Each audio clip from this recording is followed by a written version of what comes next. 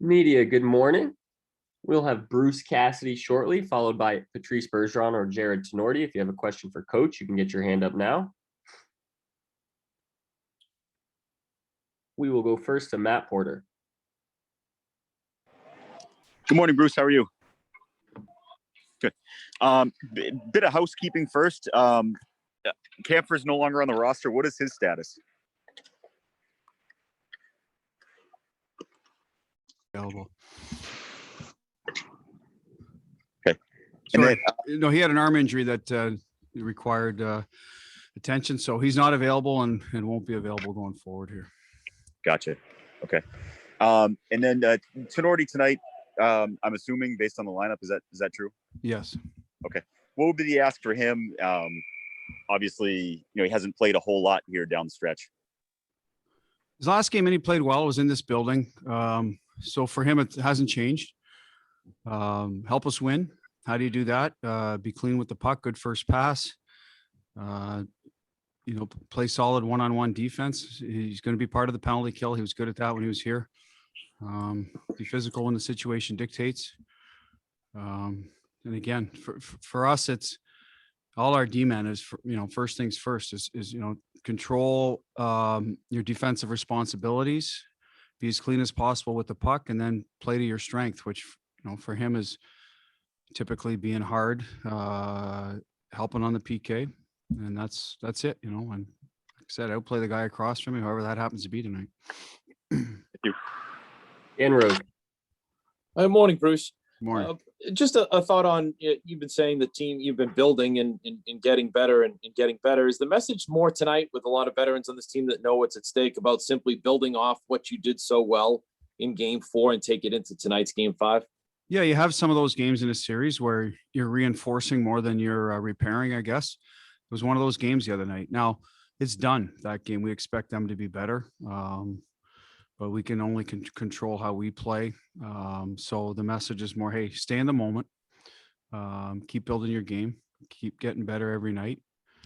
And, you got to believe that'll be good enough to win, right? That's got to be the mindset.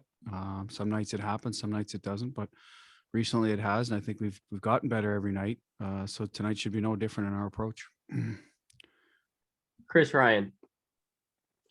Hey, Bruce, just your thoughts on what you've gotten from Jake DeBrusk so far, this series, and have you been pleased with what you've gotten from those bottom two lines, if you will, as a whole? Yeah, Jake, I think he had one quiet night. Other than that, he's been effective. Obviously scored a goal for us, scored a couple goals for us in here. Nice play the other night. Gets in behind their D. He's been good on the forecheck, complimenting that line.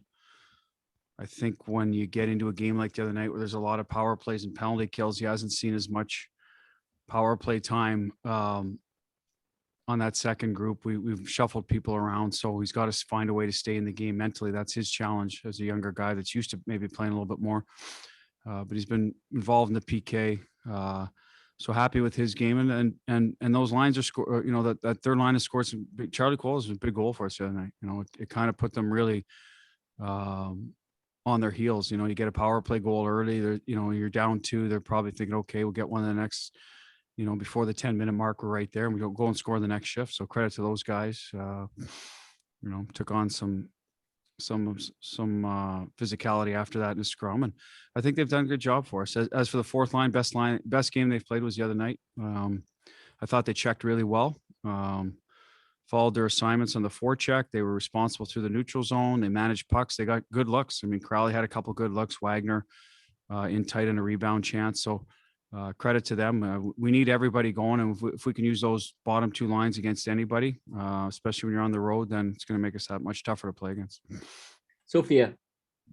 Bruce, I really hope my memory serves me right here, but when it comes to Tenorti and your decision on him today, I think it was him versus Washington when Carlo got hit that had 5 for fighting, and then the team really rallied and won that big game. Do you think, is this dumb to ask, do you think that there's any memory from Washington there about him and was one of the biggest factors in choosing him over Vakanainen and his size and maybe the intimidation factor, because I expect this to be a physical game? Thank you.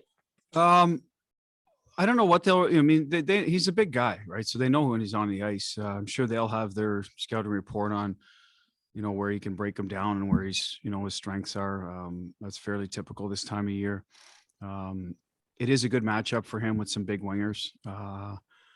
He's mobile and he can get in people's way, and he's not afraid to assert himself. So for big guys coming down the right side, or whether it's Mantha, Ovechkin, or Wilson, that can be advantage for him. So we talked about that, playing to your strength, and stay within yourself.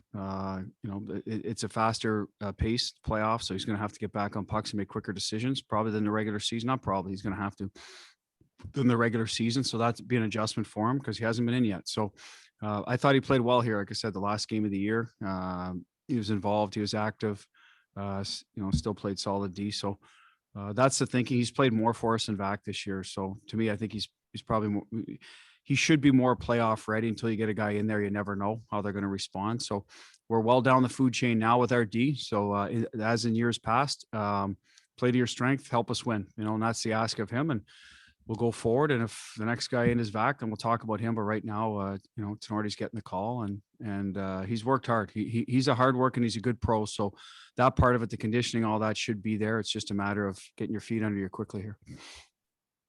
Kevin Dupont. Butch, I'm struck every year how great the first round is. I'm wondering, do you get to watch much of the other 7 rounds? And if you do, what's been your general feeling so far? And also, when you get to Washington, is it even permissible that you guys could, get a room and watch other games as a group, or is that still sort of verboten?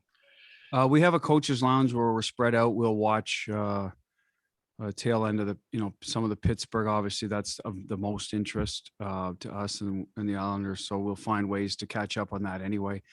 I watched some of Montreal, Toronto last night because it was on. A little bit curious, obviously, that rivalry.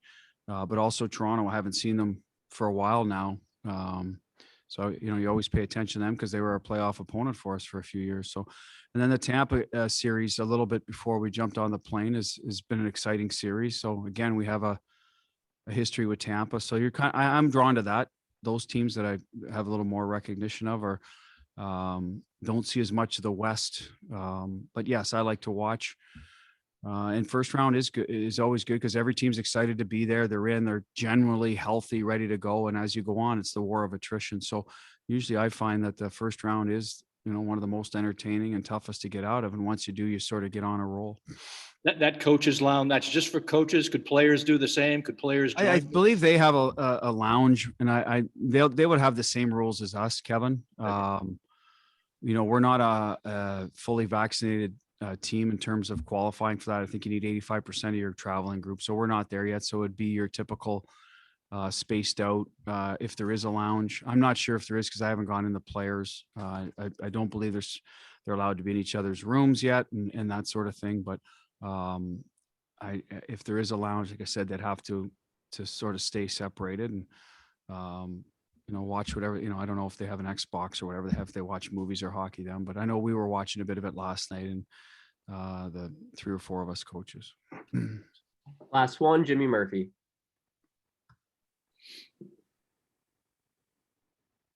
Go Hey, ahead. Coach, how are you? Go ahead, Jimmy. You guys hear me? I Yep, can we got hear you, you. Jimmy. Okay, good. How you doing, Coach? Terrific. You?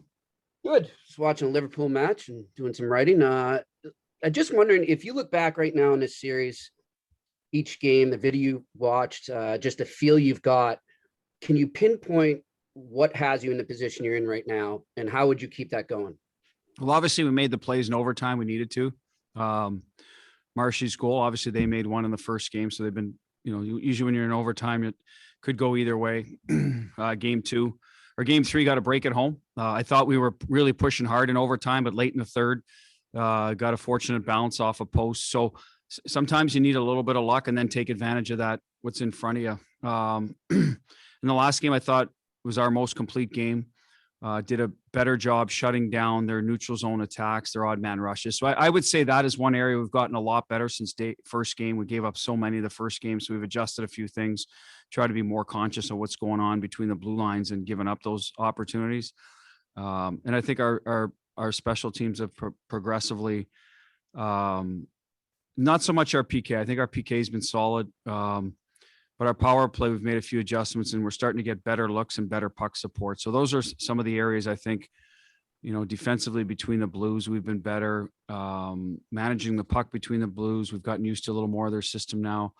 And then our power play, I think those are the areas to me that our game has grown the most.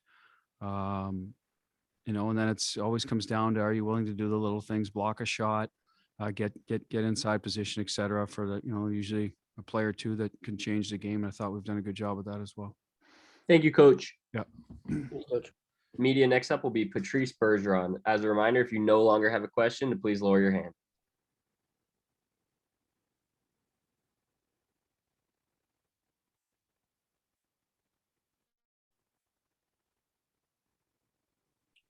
We'll go first to Dan Roach. Morning, Patrice. How you doing? Good. How you doing?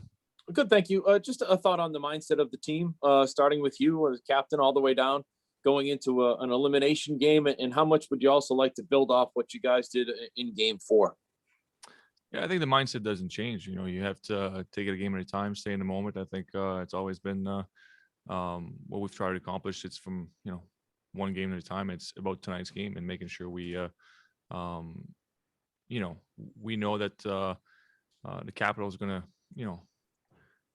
bring out the best, and we have to be ready for that and be ready for a great game. And yeah, we want to build from the momentum we got last game. With that being said, a playoff series is always about that one game you're about to play, and worry about that.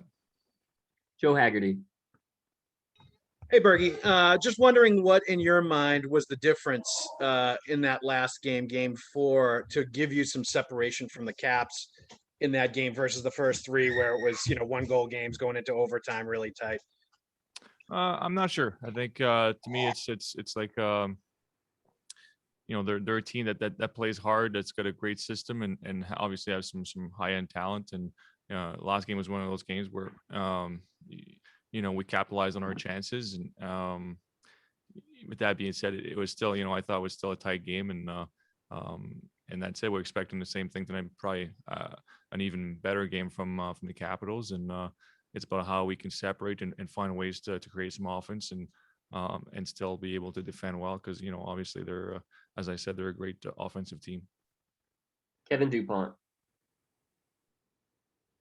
Patrice, I was asking Butch about being on the road and being able to watch other games. He said they have a coaches lounge where the coaches will get together and watch. He wasn't quite sure what the players were doing, if there is a lounge. And you've done this for many years. I'm wondering what that experience has been over the years. Do guys do it, or guys just want to be out go have dinner and forget about it? No, I think over the years, guys keep track and try to, watch the games and keep up with what's going on around you and in all the playoff series. That being said, I think for us, we're trying to have a team meal and have a good laugh and try to get your mind off of hockey for a little bit and stay together and go for walks and whatnot. So it's been the same thing this year. It's a little different with all the protocols and everything. So but yeah, I think you're trying to watch, but obviously you don't want to be overwhelmed with it. And if you feel like you need a break, we can definitely do that. Right. And will there be a lounge at the Washington Hotel? I know it's only one game. It's an in and out this time. Yeah. This time around, as you said, it's a quick game, so there is a lounge. But yesterday was a team meal, and we hung out there and went for a little walk outside. So it's kind of what we did yesterday. Great. Thanks. Emily Benjamin. Hey, Patrice. Taylor Hall has been very complimentary of the room and the atmosphere and the aura that this team has. With sort of a more veteran player, is there anything you do specifically, Hall in particular, to sort of welcome that player in, to get him, to be part of the group? Yeah, I think that the first thing is to have that conversation, to explain to him how things work here and in the culture and whatnot. And after that, it's just make him feel welcome and a part of it right away. It's the most important part is to realize that we're a close group, and the closer we are, and you know, the more in sync I guess we are, and the better we get along off the ice, the better it is on the ice, and we can bring that chemistry on the ice. So that's it. You know, try to get to know. Every time there's a new player coming in, you try to get to know them personally, and more than just a hockey player. And that's it. With same goes with Curtis and Mike. So it's always been the same. With Hall in particular, just to follow up, how have you seen him integrate? Yeah, he bought in right away. You know, it was impressive to see just his will to be a part of it, to be a piece to the puzzle, like we always say here, and buy in on and off the ice. And he's just a great guy to be around, and he's been obviously a great addition to us on and off the ice. Thank you, Patrice. Thank you. Media last up today, we'll have Jared Tenorti.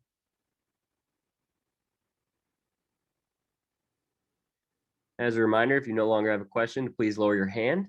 And if you do, you can use that raise hand function and we will get you in queue.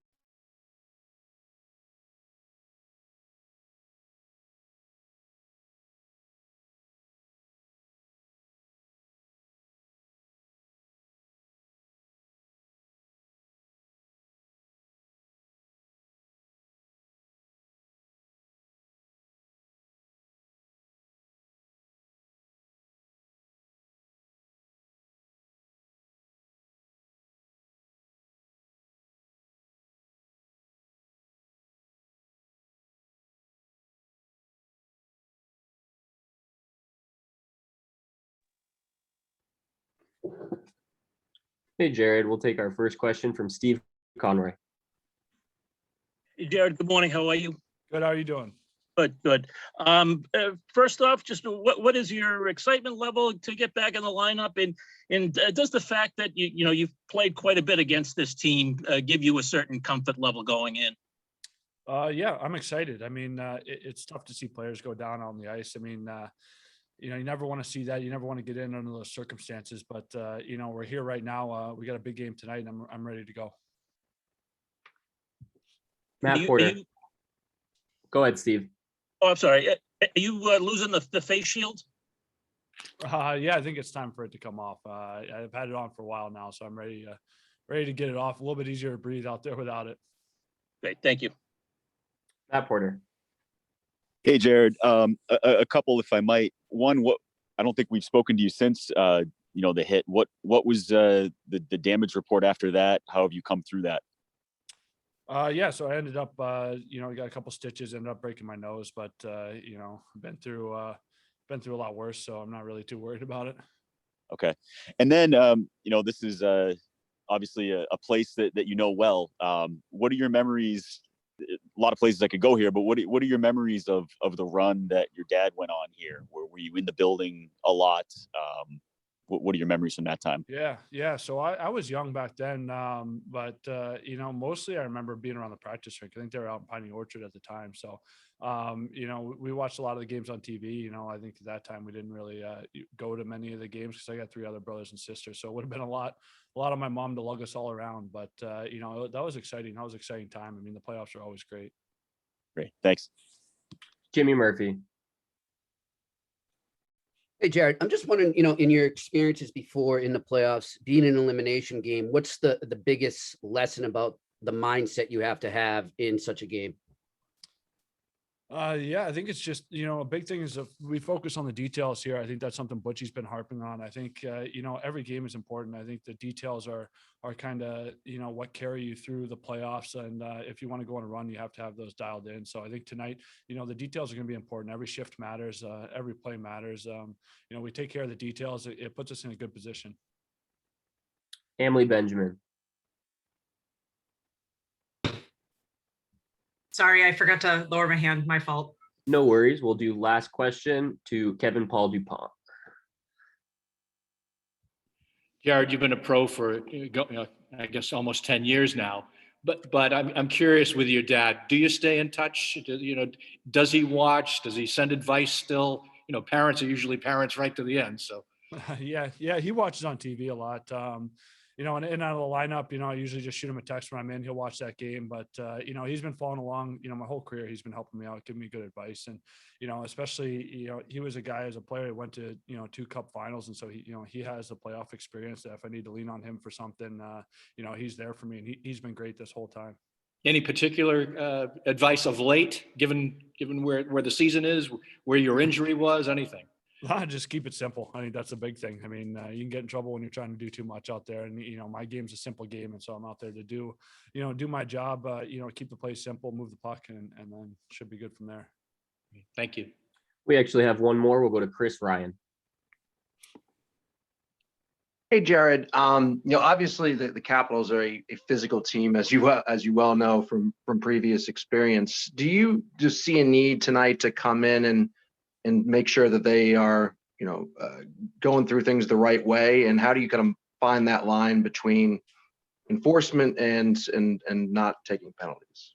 Yeah, I mean, it's been a physical series. I mean, they're a physical team. I think, for me personally, nothing really changes to my game. I mean, I've tried to be physical, since I got here, tried to be that presence and be physical. And I think, just want to carry that over from the regular season into playoffs. I think, as far as me personally, nothing really changes about my game. I think, that's an element that I can help this team in. And I'm going to go out and try and do that, not running around too much. I mean, I don't want to put our team in a bad spot. So, just do my job, be smart about it. Thank you, Jared. Thank you, media. That will conclude our avail for today.